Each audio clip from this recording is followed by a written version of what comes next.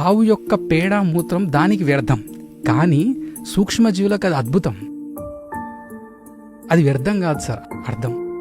వ్యవసాయం లోపల వ్యర్థం ఏది లేదు, అంతా అర్థమే. గోబర్ అంటారు పేడని హిందీ లోపల. సంస్కృతంలో ఉన్న స్టేట్మెంట్ ని మీరు చదివితే గోబర్ధన్, గోబర్ధన్, గోవర్ధన్, దూద్ ధన్, మక్కన్ ధన్ అని పేర్లు లేవు.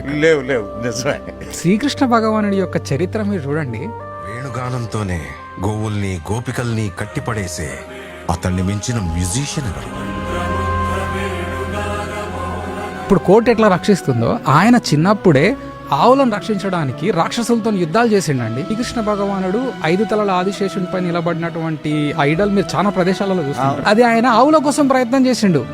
పాములన్నీ బయటికి వచ్చి ఆవులను తీసుకుపోతుంటే వాటిపైన ఆయన యుద్ధం చేసి కాపాడండి ఆవులని. అంత పెద్ద కృష్ణుడు ఇంత కష్టపడి ఆవులను కాపాడాల్సినటువంటి అవసరం ఏముంది?